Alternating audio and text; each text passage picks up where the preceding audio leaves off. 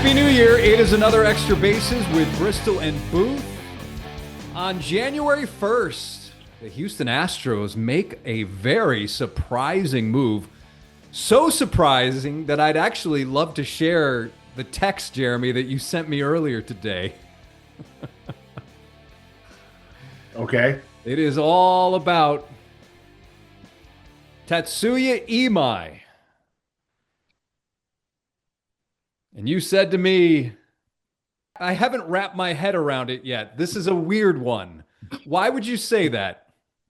All signs that point to them um, changing their philosophy a little bit. Now, maybe they feel like he adjusts into that philosophy for age or for experience level, but I didn't have them spending 20 million a year at all right now. I thought they were somewhere in the, remember they moved Dubon for 6 or 5 million, whatever it was, right? And then they haven't made an effort to re-sign Valdez, and it doesn't seem like anybody has, to be honest with you. But you start looking around and you look at the money they're trying to spend.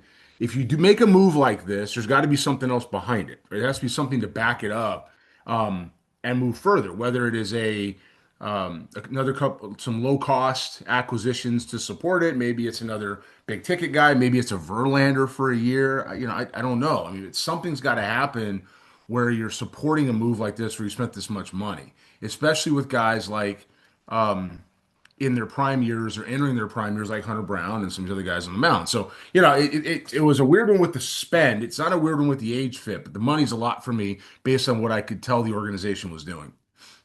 But then you look at reportedly, Imai reportedly has opt outs after each season. I mean, I So that makes it even more confounding, right? Like, why do you do 20 million for 1 year unless you're going to go back it up and support it again?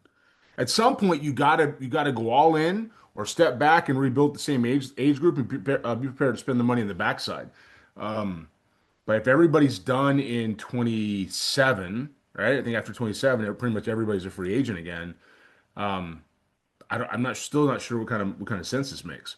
Is it possible that if everyone is done after 27, perhaps 26 doesn't go as well as you had hoped, that this gives them the ability to say, or at least Imai would say, well, I don't want to be back here. I'm going to go back onto the open market, or they could potentially trade him and get something knowing that he would be a free agent and teams wouldn't be bound to a contract. They could get potentially something for him short term. It does, except I still go back to the Dubon situation, the outfield situation, some of the things that go along with this. And everything you're saying makes sense as what could be the plan or where this could go or what happens after a year.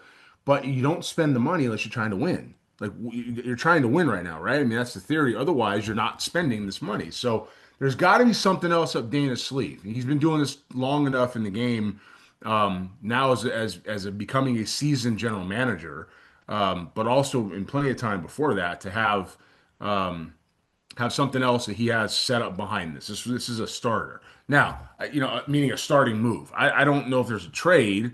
He added to the big league roster instead of subtracting, and you're certainly not trading pitching, right? So it'll be interesting to see where he goes, but it's not as easy to tell what direction they're going here or what at least is behind it.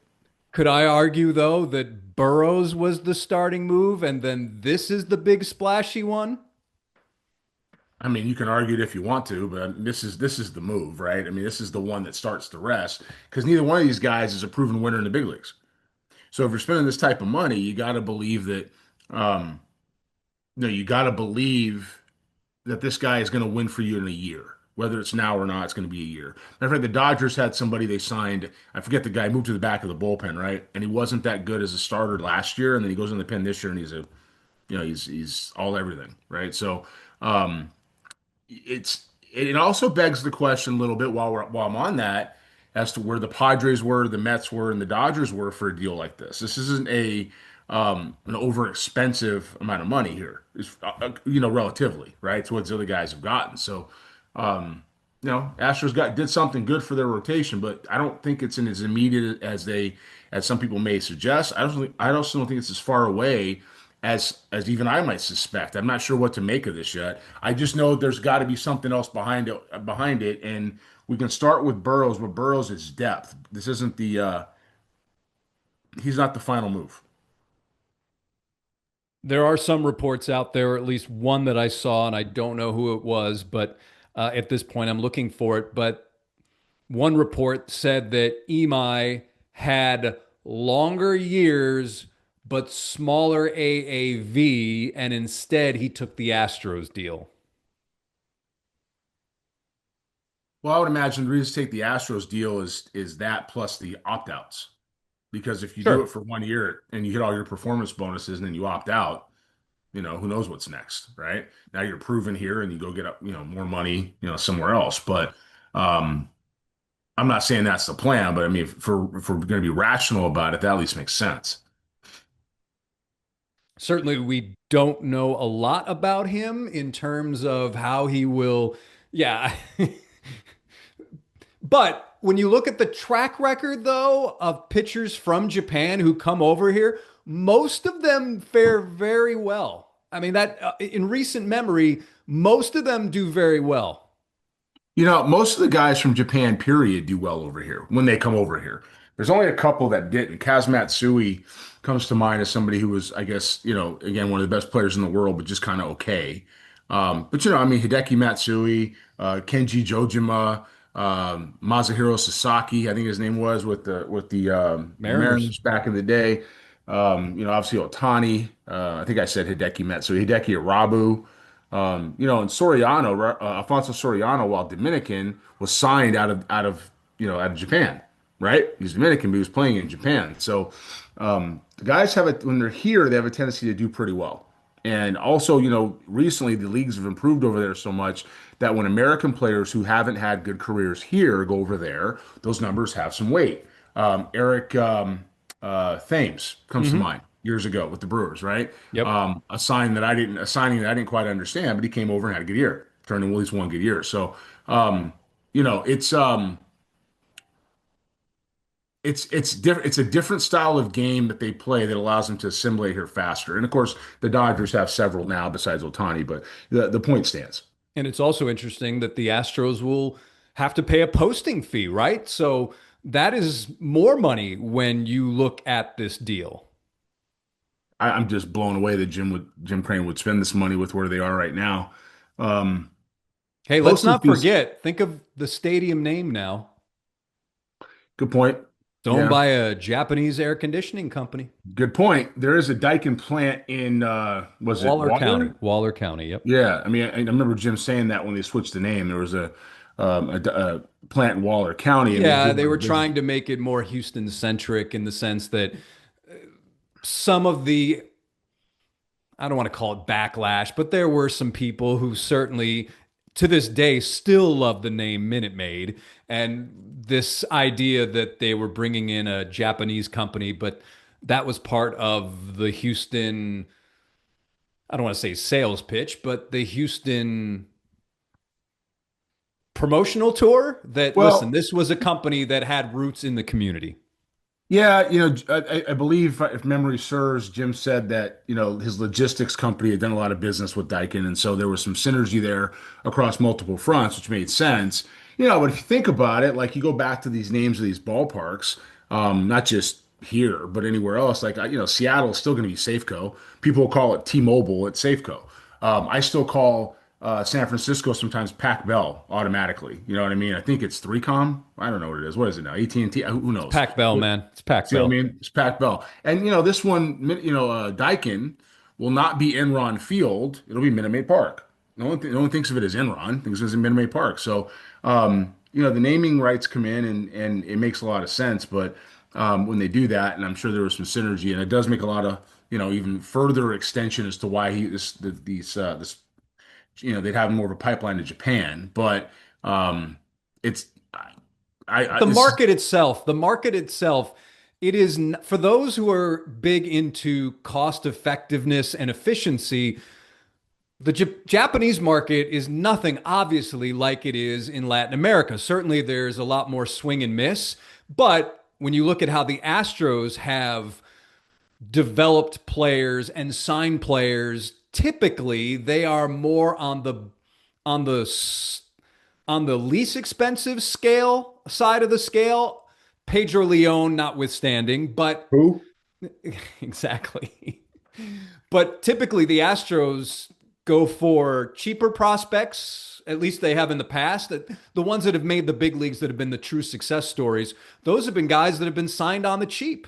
Yeah, and honestly, in Latin America, for especially for pitching, that's a pretty good strategy. Guys get older and they mature. But anyway, as far as the Asian thing is concerned, the Japan pipeline, I'm gonna study this a little bit, but I'm just gonna say it again. There's got to be another move behind this just to make sense. Whether it's a trade, whether it's another free agent signing, whether it's spending more money, especially with the opt-outs and the AAV and the posting fee.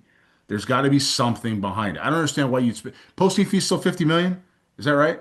So, according to CBS Sports, I have this up that the contract worth less than 25 million is 20% of the contract value. Now, Wait, so contract worth 25 million to 50 million, 5 million plus 17.5% of the amount over 25 million. A contract worth more than 50 million is 9.275 million plus 15% of the amount over 50 million.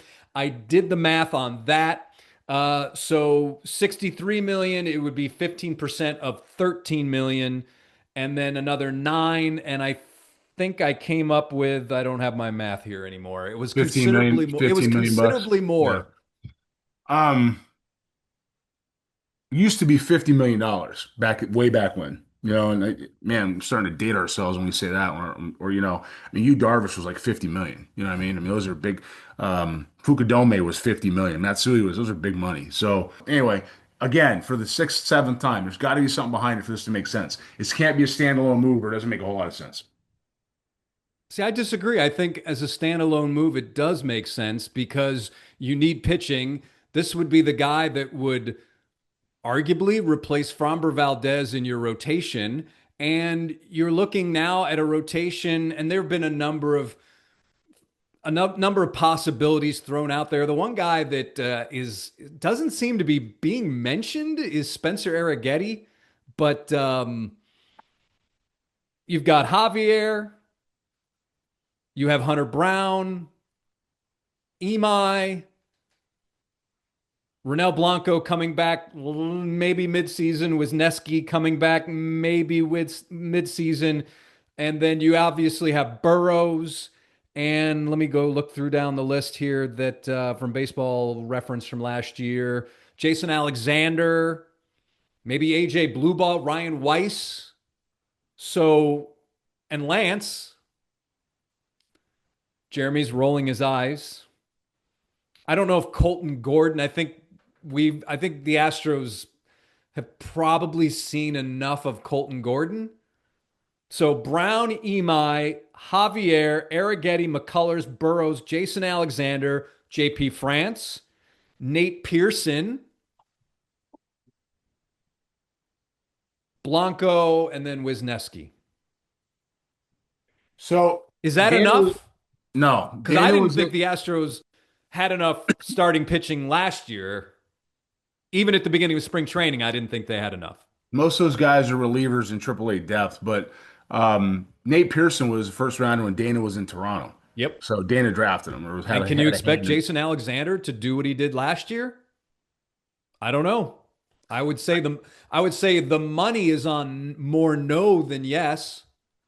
Don't know what you have with Lance McCullers. JP France is coming off an injury. Ryan Weiss, again, overseas, good numbers. We'll see. See, I hear Brown and I hear Javier and I hear some guesses and then Imai. I hear some guesses Imai's and a then guess for you. he's a well yeah because he hasn't proven himself here. Yeah, It's no it's different than interesting when when you look at his career numbers. The one thing that it took him a while, I don't want to say to figure out, but I will say to figure out control. He had struggles early on. He's also got a lot of innings, I would say, under his belt. how old But is he? what's that? How old is he? He's 27, so He's in his prime. Yeah, he's in his prime. He threw 163 innings last season, an ERA of about 1.9, and he had 180 strikeouts. So that's more than a strikeout per inning. According to CBSSports.com, struck out 28% of the batters he faced in the league when the league average is a 19% strikeout rate. The MLB average was 22 strikeouts in 2025 for reference. So, He's a four starter, and so if I'm listening to this, you described a four starter over here, and that's how they paid him. Back in three, four starter type. boy, Um, 21 million is a back of the rotation starter I mean, now, huh? that's cost of doing business, but that's really I think they feel he's much better than that. well. Okay, so who does he slot ahead of? Brown? No. Javier? I don't No. know if Javier right now is We got to he was see. Okay, really up and down, really up and but down. Blanco not better than Blanco and Blanco. The one we know. And So who's to say the Blanco will be ready given the issues with Astros players coming back from injury? have they had injury issues? I wasn't sure. Anyway, going back to everything you're saying. Just check mark, right? Check it off. You've got Brown, you've got Javier, and a bunch of question marks. Lance McCullers, you don't know what you're going to get. Weiss, you don't know what you're going to get. Alexander's got to repeat it. Arrighetti, I'm on record about Arrighetti. Yeah. Okay, so you don't know what you're going to get out of these guys, and you have some depth. There's no question you have depth and some ways to answer some questions, but none of those guys inspire me to go, wow, the Astros have a lockdown front four or even a lockdown front three. I think that when everybody's back, should they get back, that by the end of the year they should be humming on all cylinders when it comes to the rotation. And I'll include Ime. It's Ime, right? Ime. Imai. Imai. I'll include. Imai is the Rockets coach. Yeah, I'll include Imai in that because he deserves a couple times for the league to figure it out, whether he's good, bad, or otherwise. Just like any other rookie over here. Like he's not immune to it because he performed in a AAA plus league, which is what they are. Japan's AAA plus. It's not the big leagues, but it's AAA plus. There's some nights that it's a big league game, but it's AAA plus. Have you been over there to scout ever? I've been over there. Yeah, Just yeah. yeah. I mean, it's AAA plus. It's not. Kind of on my bucket list. I mean, it's not a big league game. It's again on any given night it can be, but it's not like running out here in Major League Baseball every night. So um, if you have that type of qualifier, AAA plus, he has to adjust to guys that can hit over here. Now, where he may do well is these guys. I know you struck out 20. You said 28% over there, and these Something and like that. Yeah. yeah, Major League Baseball rate's 22. These guys might strike out more against his stuff because it's a higher contact league over there, and it's a shorter approach. These guys have a longer approach against guys who don't have as much command as he will have. He has better feel than a lot of the guys that are his peers in the United States in the big league. So look, it's going to be an interesting ride. I still think there's another move behind it. I hear a lot of depth pieces there. Somebody's going to be in the rotation, but I hear depth, depth, depth, depth, depth, depth, and I don't hear getting the ball every 5 days, getting the ball every 5 days, getting the ball every 5 days. Stop. I hear questions after that. So they need more. There's got to be something else behind it, even if he's the answer that they think he is as their three. If it's Arrighetti and Alexander as a tandem, fine. But there's going to have to be something that says that's what they're doing night in, night out. Because you can't carry 20 pitchers on the roster. I'm just throwing that out there. I'm not saying that would do it. You can't carry 20 pitchers on the roster. Something's got to have to happen. Well, something will have to happen with the infield, right? That may be the big move. That Maybe. may be the big move. But you still got to go get pitching. I don't know how much more pitching they can get. You got to get another starter. You're not done yet. You have to get another starter. Um, Let me rephrase that. I don't know how much more established pitching they can get. How's that? well, yeah, okay, but they got to get somebody else that can do it. And the way to get established pitching is to trade from the big league roster from a surplus, right? And if Walker's the guy you'd want to move, I'll say it Jake again. Myers? I'm I'm on the fence with it now only because I don't trust their outfield depth. But yeah, I mean, this is the Now that time. they've traded Jacob Melton? I wasn't on him anyway, but this is I the know. time, Yeah. right? I mean, the time to go do it is him. But with Walker, you can replace him by sliding Paredes across the diamond in theory. Okay, in theory. With and again, 28 pumps. I'm not trying to put him down. I'm just saying you could do that. But with Myers across the league, what are you going to replace Jake Myers with? You know what I mean? At this point, what are you going to go replace him with? You let him play long enough that they kind of got nowhere else to do with it, and they didn't back it up. McCormick's off the roster. He should be. Dubon's in Atlanta. Um, Sanchez probably doesn't come back, right? So you've got Cam Smith and right. You've got Myers in center in theory, and who else? Right? Oh, Zach Cole. Okay, so again, he has to prove himself, but sure, all right. He has to do it a second year, so you still got to go get another starter. Otherwise, you keep Paredes there and put somebody else in left field. All right, and upcoming big month for Jeremy Booth. January is, of course, every month is big for Jeremy Booth. He's got so much going on.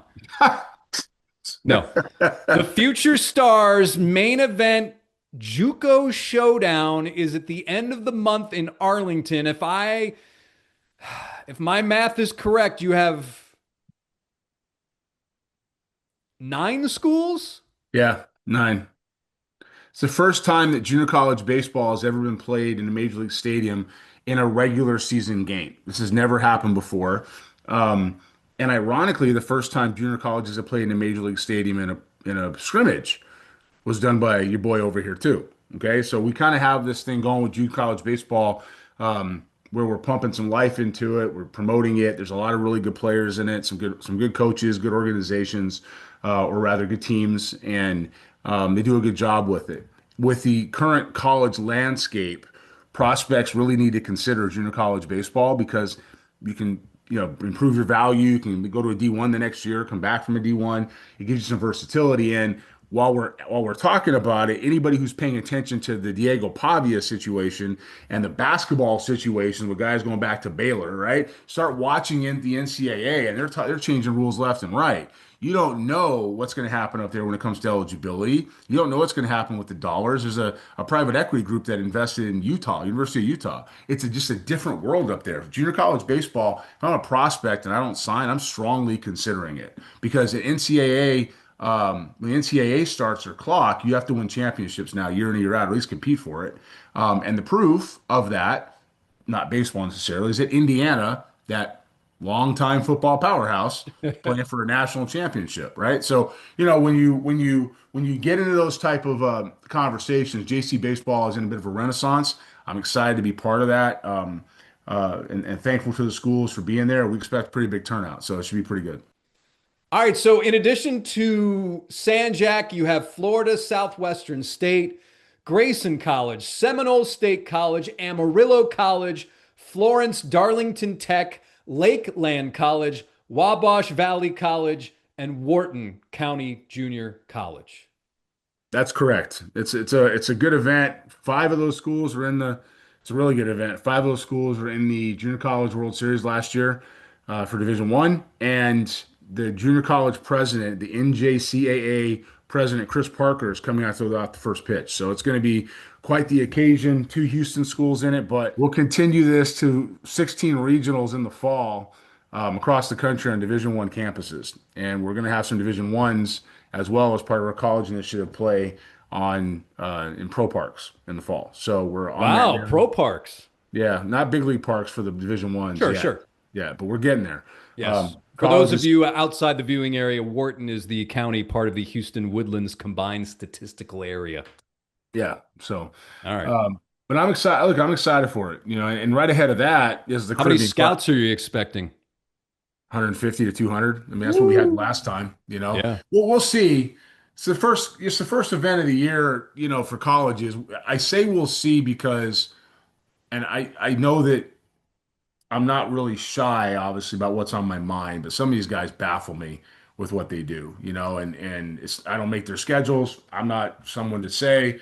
I just know that when we did this before, we had guys flying in from all over the country to do this, and special assistants and VPs and area guys, and um, the Rangers in Globe Life has become somewhat of a home for us in many ways. And so, I'm ecstatic to get back there with this. We should have 150, 200 scouts. But right before that, Jason, is the Caribbean Classic, the return of the Caribbean Classic, and that has 4 teams in it. Now we had to move it out of Puerto Rico because of the activation in my mind, or not in my mind, the reality of activation of the military down there, with some of the things that are far beyond anybody's pay grade when it comes to the moving, ships around and using as a base. It's not something I want to put kids in. So we're going to the Dominican Republic now for that. There are 4 teams in it. One of them is, of course, the Dominican host team. They will wear a white jersey, Future Stars Series jersey. Another one is a United States team that will have guys like Cole Prosek and Landon Brown and Isaac Torres, and Dom Pellegrin and John Lindsay, Trey Barnes, Logan D'Amico. You get the idea here. JP Harmon, on and on and on. The guys that are going to go down there, and Landon Brown, who's right here in Iowa Colony High School. They're going to go down there and they're going to play. They're with a black jersey. And then we just did this the other day. And then there's a Cuban team now that's in this because Cuban getting to Venezuela, or I mean, the Dominican. So we have that. And that Cuban team will wear red jersey because that's what they got. And then we have a Caribbean mixed team. And the mix is Bahamas, Aruba, some Mexico, some Colombia, some Dominican, a little bit of everything. And they'll wear the gray jersey. Now, that is going to be a MLK weekend championship tournament. And the winner gets a championship belt. Jerron Sands will be the GM and manage the Bahamian team.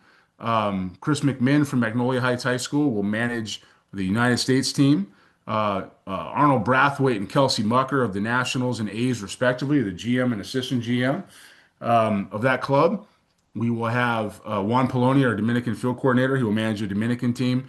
And then the Cuban team will have a manager as well. So it's going to be a full-on fest. And every time we're in the Dominican Republic, we get 150, 200 to 250 scouts. So these guys are going to have a chance to start their year off right.